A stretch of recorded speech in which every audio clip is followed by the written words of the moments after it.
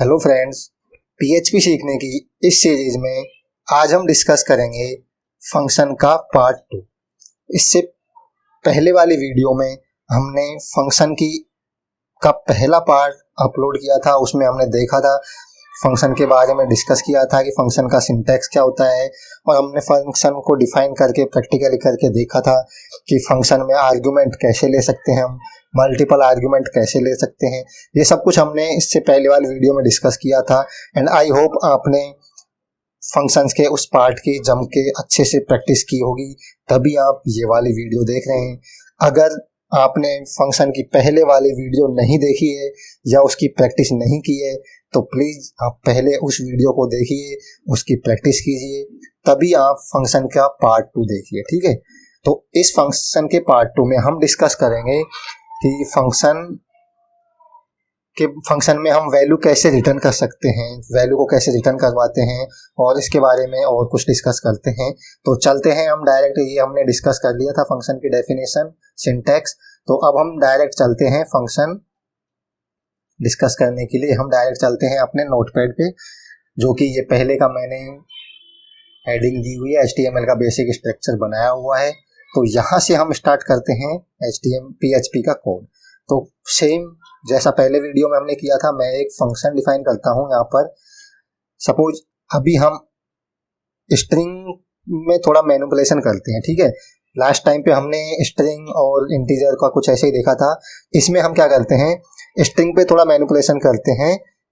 मैं एक फंक्शन बनाता हूँ, सपोज ऐड स्ट्रिंग। ठीक है, तो स्ट्रिंग को ऐड करके हम कॉनकैटेनेशन ऑपरेटर का यूज करके हम देखते हैं कि फंक्शन के द्वारा हम स्ट्रिंग को कैसे ऐड कर सकते हैं। ठीक है, तो सपोज मैंने एक फंक्शन बना रहा हूँ मैं ऐड स्ट्रिंग, और इसमें मैं 2 आर्गुमेंट ले रहा हूँ। जैसा कि आपने पहले वीडियो में देखा होगा कि आर्गुमेंट क्या होते हैं।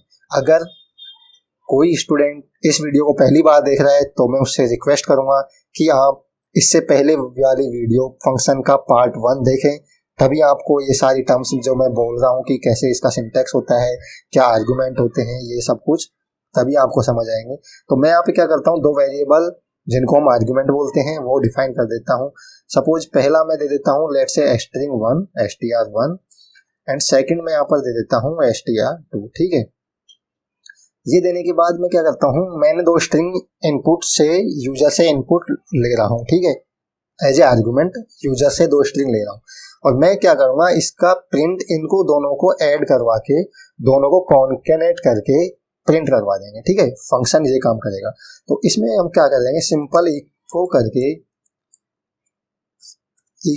मैं क्या करूँगा, string1, और ये कॉन्केटेनेशन फंक्शन है, कॉन्केटेनेशन जो हमने डिस्कस किया हुआ है पहले वाली वीडियोस में कि ये स्ट्रिंग को ऐड करने के काम आता है। तो हम क्या कर रहे हैं, string1 और इसका यूज करके हम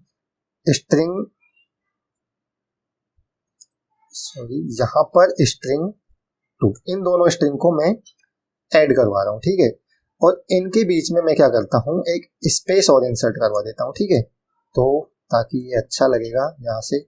तो मैंने क्या किया, string1, फिर मैंने इन दोनों के बीच में एक स्पेस इंसर्ट करवा के हमने इनको सिंपल कॉनकैटेनेशन ऑपरेटर की सहायता से इनको ऐड कर दिया। ठीक है, और मैं यहाँ पर एक br टैग और इंसर्ट करवा देता हूँ। ठीक है, लाइन ब्रेक करने के लिए। ठीक है, तो ये हुआ सिंपल एक फंक्शन बनाया जो एज ए आर्गुमेंट इनपुट के तौर पे 2 स्ट्रिंग लेगा और उन स्ट्रिंग को ये ऐड करके यहाँ पर प्रिंट करवा देगा। ठीक है, ये फंक्शन मैं यहाँ पर लिख देता हूँ, ये फंक्शन क्या करेगा, ऐड 2 स्ट्रिंग। ठीक है, ये फंक्शन क्या करेगा, 2 स्ट्रिंग को ऐड करेगा। ठीक है, अब हम इसका कॉल करवाते हैं इस फंक्शन को। ठीक है, तो जैसे मैंने बताया था, कॉलिंग के लिए सिंपल हम फंक्शन का नाम डिफाइन करते हैं। ठीक है, ये फंक्शन का नाम मैंने दे दिया, ये कॉलिंग हो गई फंक्शन की। पर हमें यहाँ पर जैसे कि हम आर्गुमेंट में 2 स्ट्रिंग ले रहे हैं, तो हमें यहाँ पर as a input 2 string pass करनी होगी। तो सपोज मैं पहली स्ट्रिंग यहाँ पर डिफाइन कर देता हूँ हेलो। ठीक है, और सेकंड में यहाँ पर दे देता हूँ जैसे let's say welcome to टैगयू। Sorry, यहाँ पे मैं दे देता हूँ, चलो यहाँ पर मैं दे देता हूँ वेलकम, और यहाँ पर मैं दे देता हूँ टू टैगयू। ठीक है, जो हमारा चैनल का नाम है। तो मैंने क्या दो स्ट्रिंग प्रोवाइड कर दी, वेलकम और सेकंड टू टैग एज, ठीक है। तो ये फंक्शन अब क्या करेगा, इसका आउटपुट इन दोनों स्ट्रिंग को कंबाइन करके प्रिंट करवा देगा।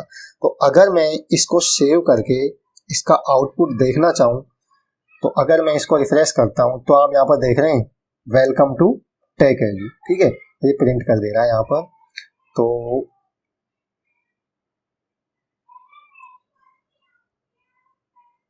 ये वेलकम टू टैग एज यहाँ पर प्रिंट कर देता है, ठीक है।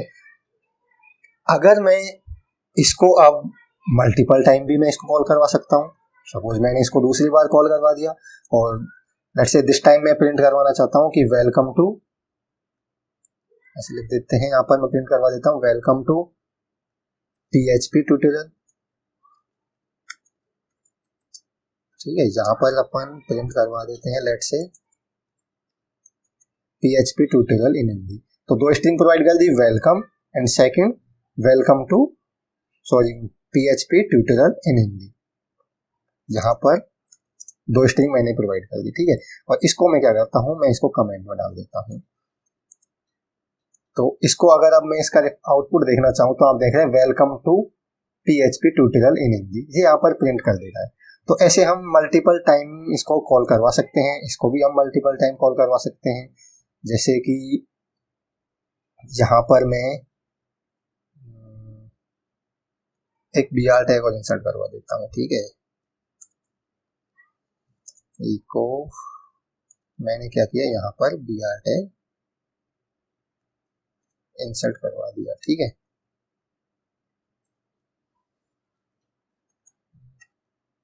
हाँ, अब मैंने ये फंक्शन को दो बार कॉल किया है तो ये यहाँ पर सिंपल दो बार प्रिंट कर देगा welcome to tag as and second welcome to PHP tutorial in Hindi, ठीक है।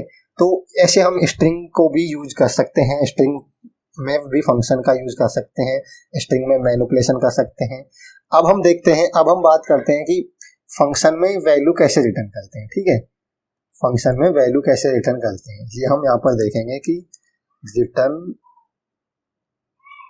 वैल्यू फ्रॉम फंक्शन, ठीक है। मैं यहाँ पर लिख देता हूँ फंक्शन कि हम फंक्शन में वैल्यू कैसे रिटर्न करते हैं।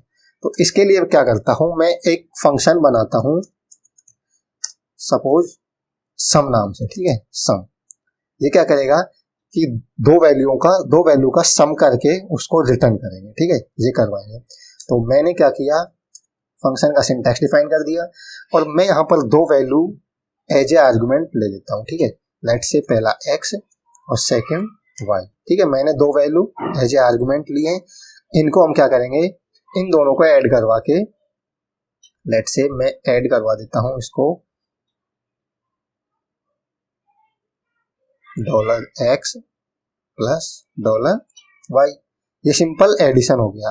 अब इसको रिटर्न करने के लिए हम क्या करते हैं, या फिर मैं आपको समझने के लिए इसको क्या करता हूं, एक नया वेरिएबल ले लेता हूं, वेरिएबल z, ठीक है। और इन दोनों का सम इस z में मैं स्टोर करवा देता हूं, ठीक है। मैंने दो वैल्यू ली एज ए आर्गुमेंट और इन दोनों को ऐड करके मैंने z नाम के वेरिएबल में असाइन करवा दिया। अब हम क्या करेंगे, इस वैल्यू को रिटर्न करवाएंगे। तो रिटर्न करने के लिए कीवर्ड होता है रिटर्न नाम से, ठीक है, रिटर्न। और यहाँ पर हम एक सिंगल वैल्यू ही रिटर्न करवा सकते हैं इसमें, ठीक है।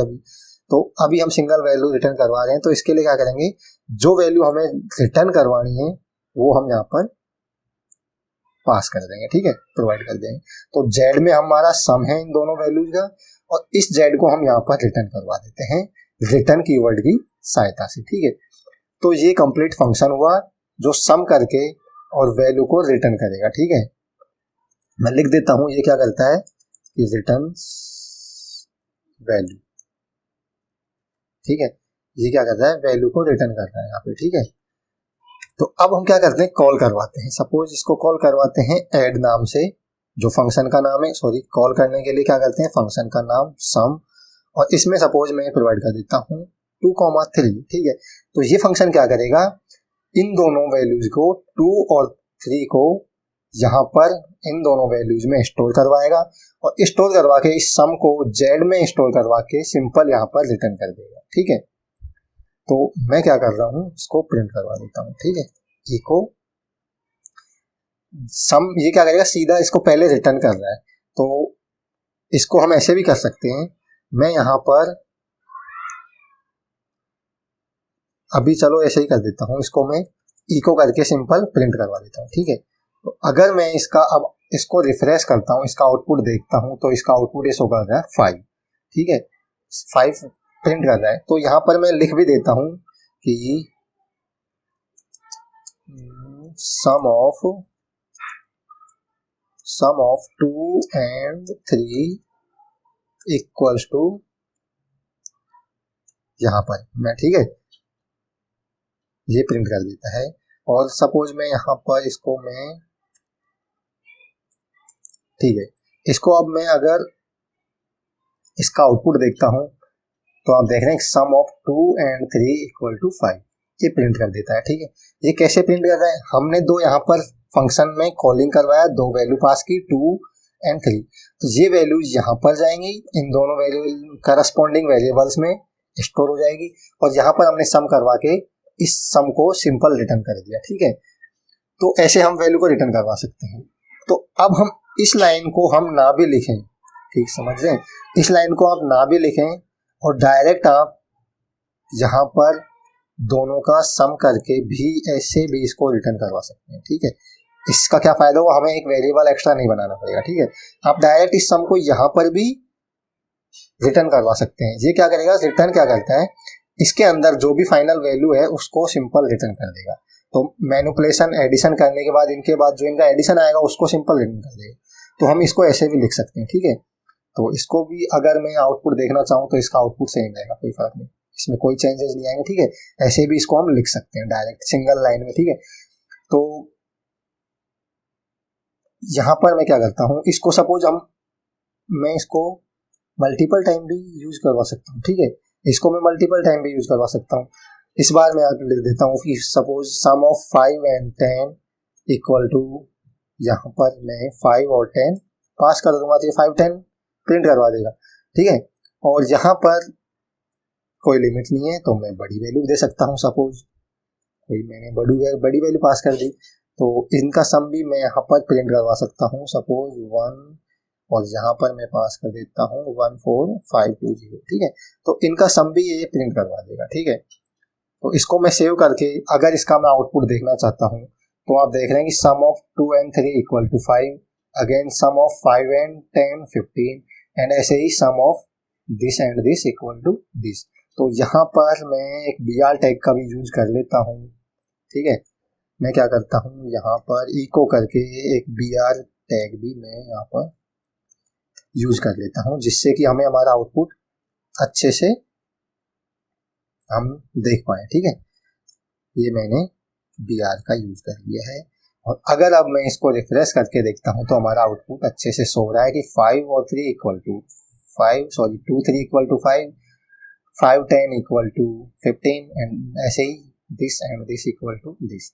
तो ये हम ऐसे करके हम वैल्यू रिटर्न करवा सकते हैं। फंक्शन की ये लास्ट पार्ट है, सेकंड पार्ट है था, इसमें हमने डिस्कस किया है कि फंक्शन में हम स्ट्रिंग का मैनिपुलेशन कैसे करते हैं और कोई भी वैल्यू हम कैसे रिटर्न करवा सकते हैं रिटर्न कीवर्ड का यूज करके। तो ये हुआ फंक्शन के बारे में, सब कुछ हमने डिस्कस कर लिया है। तो अब हम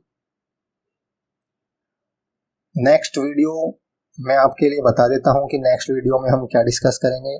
अब हम ये फंक्शन के बाद PHP का बेसिक पार्ट कंप्लीट हो चुका है, ठीक है। इसके बाद हम डिस्कस करेंगे कि